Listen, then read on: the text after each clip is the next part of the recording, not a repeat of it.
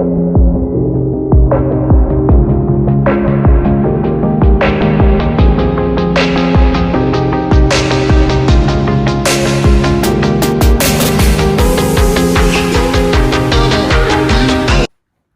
and welcome back to my channel. If you're here from the first video, thank you so much. This is my cat Dusk again. He's purring. Are you purring? I love cats. So in this video, I wanted to talk about kind of the thought process behind having kids. Thinking about this as a 19-year-old is probably overkill, but I was honestly... You are distracting! I wanted to talk about the mindset behind having kids when you're a conscious adult who had an adverse childhood. And don't get me wrong, my parents have sacrificed so much for me, and I'm super grateful for everything that they've done for me and continue to do for me to help us have as good of a life as we can. I'm so lucky. I definitely have a few really good childhood memories that stick out, but more than that, I have a lot where I just didn't feel heard or understood, and that wouldn't be something I'd ever want to put my own kid through. I think we're not really responsible for what we dealt with in childhood, but we're responsible for resolving it, especially if it's around bringing like another person into the world. Yeah, I also work with kids, and I worked with kids for about a year or two now.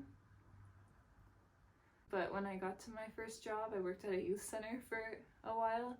I was terrified to like talk to a kid, and I explored into that fear, and I realized, oh, like I don't want to mess them up in the same way as I felt like my parents left me with a lot to unravel, even though they tried their best. And there's another layer, being neurodivergent, and I think my dad is too, but my mom wasn't, and she didn't really understand that aspect of it.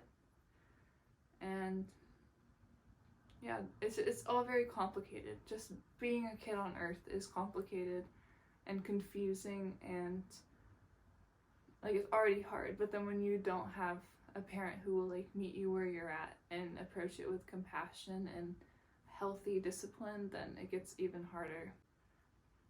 I've done a lot of healing work the past few years, and honestly it never stops, and I'm only 19, so I know there's still so much work to do. Although it's the most difficult work I've done, it's also the most rewarding to just see yourself become so many different versions of yourself and learn to love, or at least like be neutral about each version of yourself that comes through. So the poem I wrote, I was sitting in my favorite tree at the park down the street. I've lived here since I was 6, and that's a blessing in itself. And it just kind of came out of me, and I was crying on this bike ride, and I was contemplating like, oh my gosh, like having children, that sounds so scary. So I went, sat in the tree, tried to ground myself, and it came out of me. So that sounds weird. So I'm going to be reading off of my Chromebook right now. Hopefully this resonates with somebody.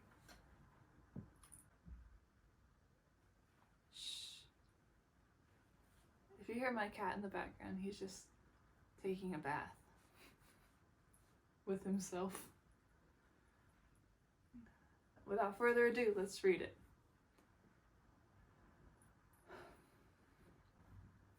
If I'm ever to be a parent, I'd like to give my child so many moments, sweet and raw, that I had wished as a kid would last forever.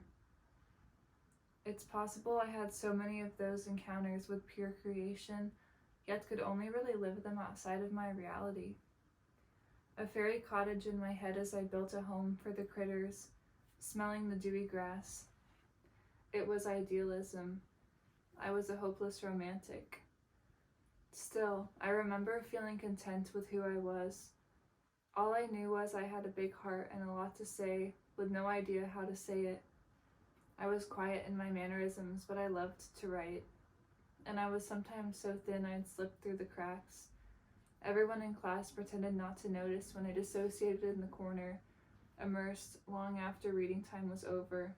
When a book was my only methodology of grounding myself, I didn't notice either.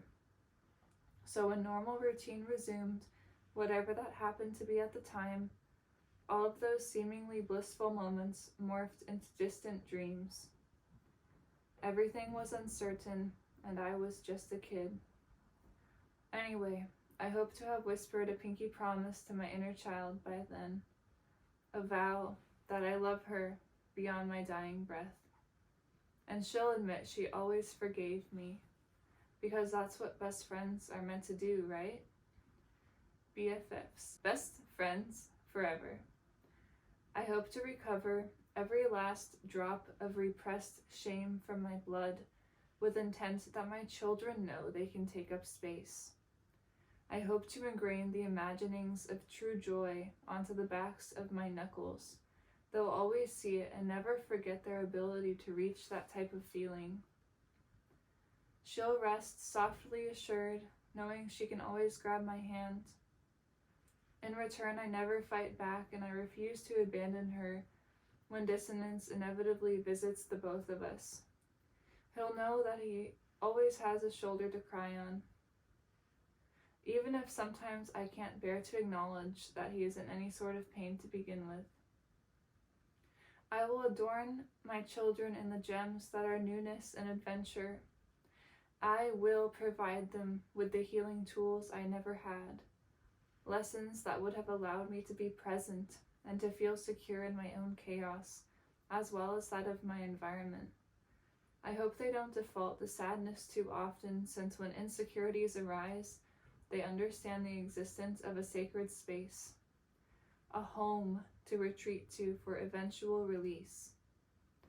At least they'll know they are enough, beautiful, heard, valid, that I love them as unconditionally as I do the energy of forests and wildflowers and honeybees and sunsets and freedom and fairies.